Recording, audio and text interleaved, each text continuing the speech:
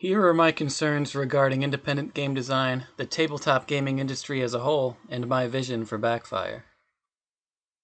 As an independent game designer, I want game creation to be and remain something that does not exclude independence from financial success. Meaning I do not want to see the day where a tabletop game creator must be dependent upon a game company purchasing their design in order to attain financial stability. With print-on-demand models, a game designer does not have to invest large capital initially. The aesthetic and art within the design itself will often be the largest cost in this stage, which is great because it provides an opportunity for any creator, regardless of economic class, to bring their ideas to market with minimal debts to the project. One challenge with this, however, is the designer must go through a printer who, since print-on-demand is often small quantities purchased, does not have the benefit of economies of scale, making their role more cost-efficient. So, in my case, for example, to print a full 54-card base set of Backfire at the quality I requires $11 per deck.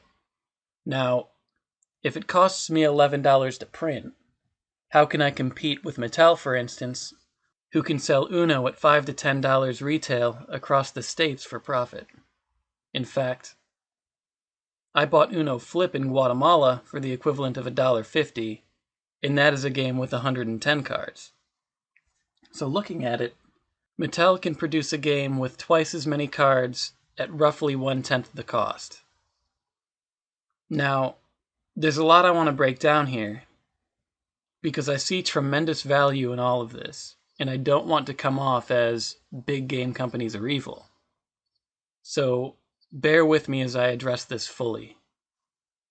I am currently printing through the Game Crafter, who I am incredibly pleased with in terms of their card and color quality, as well as their reach, payout threshold, and custom pricing model.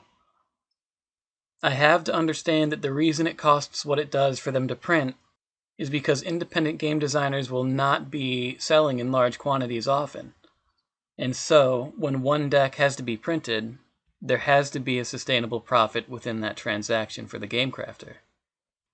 Many gamers are aware that because of this, they have to pay a little extra for indie games, that the price of the game reflects the risk of the designer, their economic disadvantage against large game companies, and that they are supporting a project made from passion and love for the creation itself. So, my retail price being $23 online and $20 in person during events where I teach and sell Backfire to new players doesn't seem to scare off too many buyers. Though, the truth is I will never know for sure how many people felt the price was cost prohibitive. And this concept of the potential of the cost prohibitive is why I am glad that companies like Mattel exist. I love the idea that the simple luxury of a card game can be available to children born into or near poverty. If a copy of Backfire at my retail price were on the store where I got Uno Flip, it would be over 15 times the cost of Uno, and a higher price than what is typically earned from a full day of labor for low-income families. That means that my price as is, in that context, would effectively deprive families of the experience of playing Backfire. This, of course, goes against the goal of bringing people together around the table. And as someone who has felt the pressure and the threat of poverty, I decided a long time ago that anything I create, I want it to be an accessible gift to the world, and not yet another thing disadvantaged people can't have. So I am glad that a company can produce a card game in such large quantities that economies of scale make the game accessible to families regardless of their economic environment. The belonging and camaraderie of playing a tabletop game is something I find beautiful. I feel so blessed that my family upbringing was so enchanted with the idea of coming together to play games. And all of those happy memories are what I wish for every family who would want them. I think play is something magical. Though it may seem trivial, imagine how many people right now across the globe are choosing to spend time with family and friends. prioritizing connection in the context of wherever pretend realm resides on the table. How many shared laughs are happening each second throughout this entire industry? This is what we do it for. When you're an introvert, it's important in life to know how to find a place where you can connect with people without the experience being too overwhelmingly social. To be present with others while still feeling at enough of a safe distance that social anxieties aren't intensely triggered. I found this place of balance at the game table from an early age, and I sincerely hope that Backfire can help others find the same sense of belonging. The very thought of others, somewhere in the world, finding joy in a game I created is a very heartwarming thought. I love when a customer sends me a picture of the fun they're having with Backfire.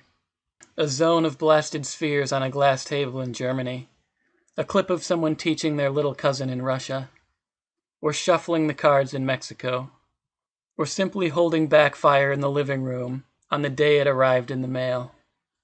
I love this. Decisions are always easiest when you focus on what's most important. So here's what I'm doing about it all. To address the support of LGSs, I assume I don't have to tell you how difficult it is for small businesses to compete with Amazon. I will also assume that you know decisions Hasbro and Wizards of the Coast made during the pandemic regarding direct-to-market products that cut LGSs out of the profit opportunity when such small businesses needed the help most. Some would argue, myself included, that Hasbro's decisions were negligent and harmful to the very stores that have cultivated Magic the Gathering to its current global state. Now, I still love and play Magic, and it would be a dream to illustrate for them. But, as a game designer, I do feel a responsibility to support the small businesses that bring the sense of community I adore. So, in order for Backfire and its expansions to be advantageous to local game stores, I've decided not to supply box stores nor allow Amazon to sell Backfire or its expansions. Additionally, I will promise not to lower the online price of Backfire offered through myself and the Game Crafter for at least 1 year from the date of sale. This will allow local game stores to price the product as they see fit without the possibility of being undercut by the designer. And if they decide to match my retail price, they still have the price advantage of the customer not needing to pay shipping. To address cost prohibition as a long-term goal, I am designing a Backfire alternate aimed specifically at young kids, with very simple rules and explanations of basic terminology, such as what it means to draw a card or have a hand. I want this to have the potential of being someone's first card game, easy for a child to learn and teach. I will attempt to produce this alternate in a cost-effective way to stock the shelves of chains prolific in low-income areas. The primary goal for this is to get the price point as low as sustainably possible, so that financially insecure families can reasonably bring this Backfire alternate for kids into their homes. I will still attempt to do this as an independent, making contracts between myself, my printer, and such chains, but I'm sure it will be a challenge for a myriad of reasons. But please understand that Backfire itself will remain exclusive to LGSs and myself. It is the alternate for kids that may, several years down the line, be more widely available. If you have any concerns or ideas regarding the subject matter addressed in this video, please voice them. I am still very new at this.